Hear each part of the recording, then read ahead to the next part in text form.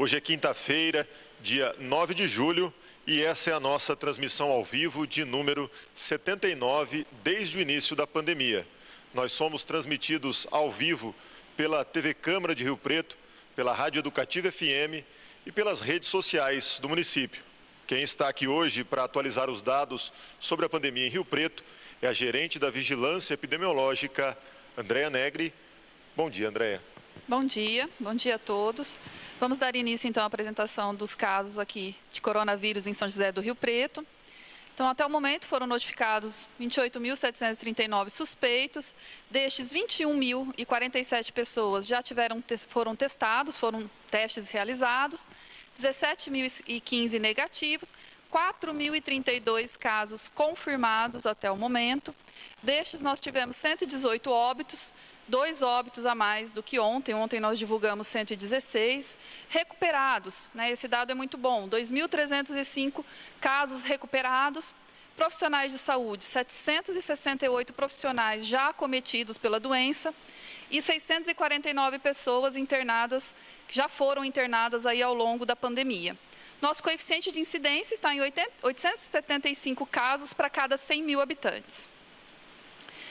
Naquela comparação, né, que nós estamos fazendo diariamente com o estado de São Paulo, Brasil e mundo, o nosso município, em termos de número de casos, a gente viu uma variação de ontem para hoje de 9,7%. Nos óbitos, essa variação diminuiu, graças a Deus deu uma diminuída de ontem para hoje. Nós estamos aí na margem de 1,7%, que é a mesma do estado de São Paulo e do Brasil, né, até menor. A nossa letalidade, né, ela se mantém bastante abaixo de todas as outras localidades aí comparadas, né, com 2,9% de letalidade. Próximo. Esse slide eu, trouxe para apresentar para vocês a confirmação entre os testes, né? Como a gente está falando bastante de teste nesses dias, né? O teste PCR e o teste de sorologia, o teste rápido. Vocês podem ver que dos casos, né, que são PCR, nós temos aí...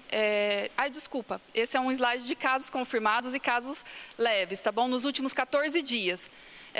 Esse slide, ele mostra o quê? Ele mostra que nos últimos 14 dias, em relação aos casos leves, nós tivemos aí um aumento de 54%. Do comecinho do mês, né, de 11 de junho a 24 de junho, a gente tinha 911 casos, e depois, do dia 25 de junho até 7 de julho, nós já temos 1.401 casos, né, desses casos leves, um aumento de 54% dos últimos 14 dias em relação aos 14 dias anteriores. E em relação aos casos graves, também ocorreu esse aumento. Esse aumento foi de 31%. Né, nos 14 dias, lá de 11 de junho a 24 de junho, nós tivemos 184 casos, e agora, de 25 de junho até 7 de julho, nós tivemos 241 casos. Então, o aumento ele está tanto dos casos leves quanto dos casos graves, trazendo aqui para vocês nesses percentuais.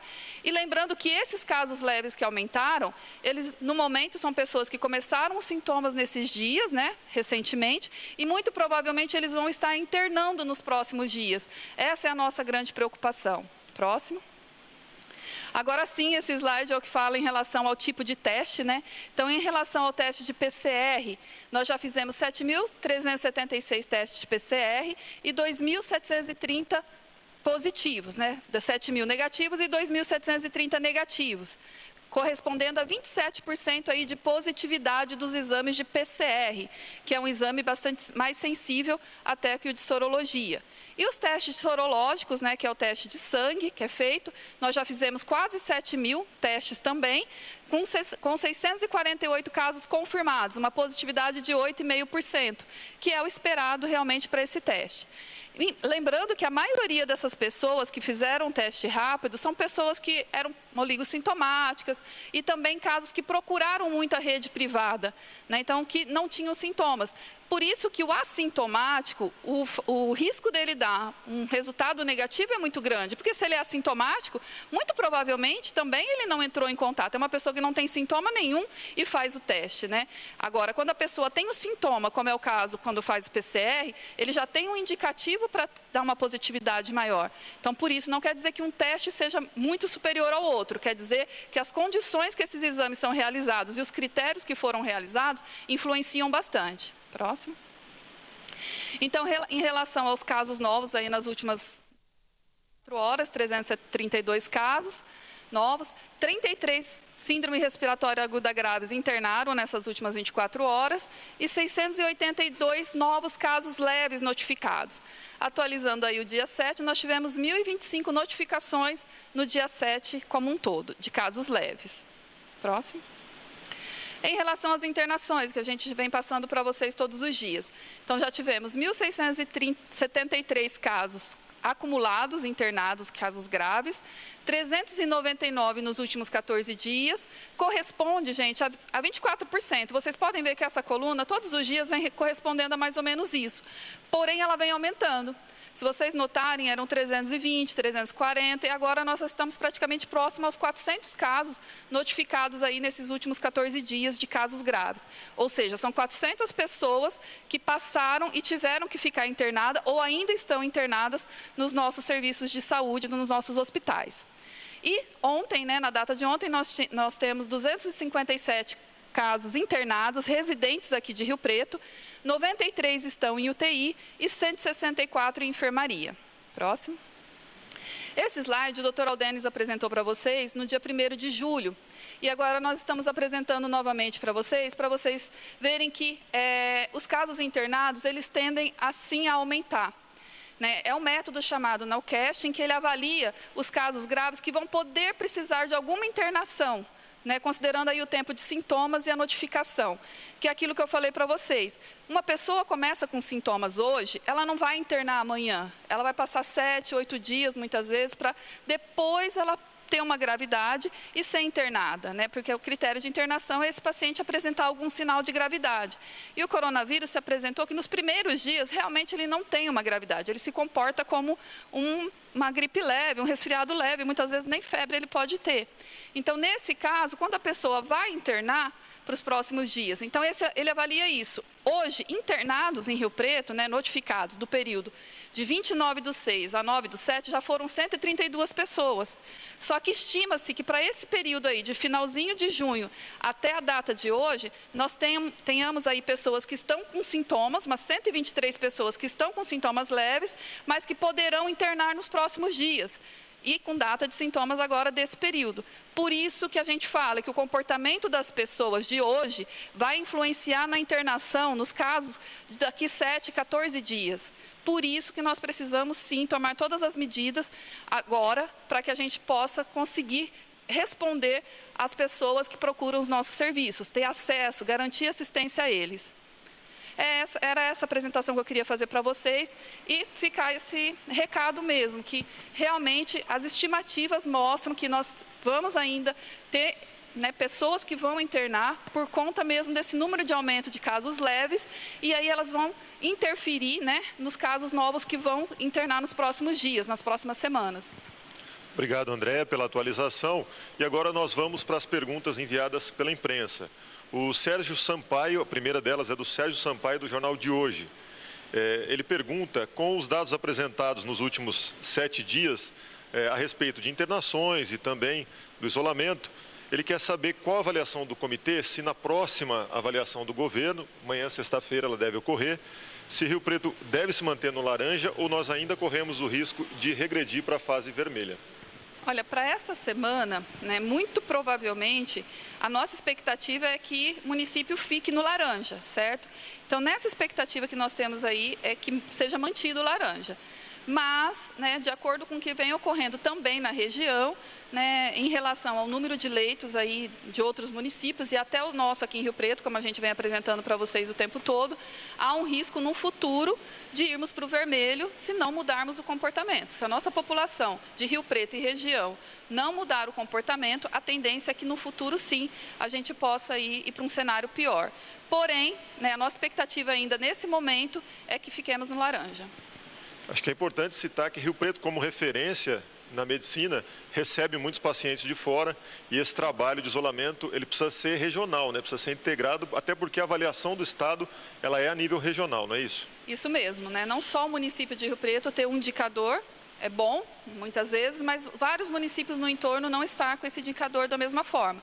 Então, ele tem que ser bastante uniforme. A região ela tem que ter o mesmo comportamento para que ela consiga progredir em conjunto.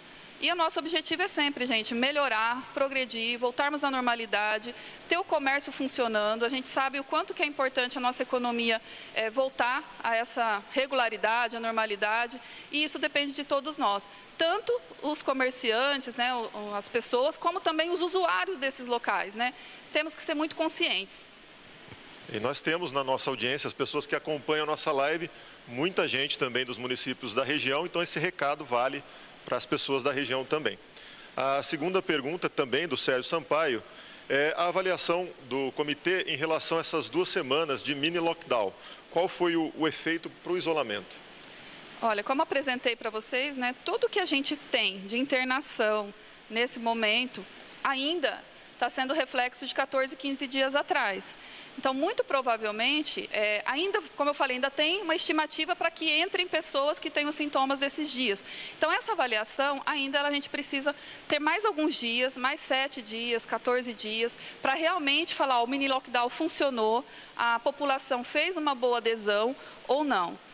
Mas ainda fica a importância das pessoas, quem ainda não conscientizou e falou, meu Deus, preciso mesmo ficar em casa, se conscientize, fique em casa, porque realmente é necessário e precisamos cuidar da nossa saúde, das pessoas que estão queridas por nós e também do outro, né? Mesmo aí a questão do senso de cidadania.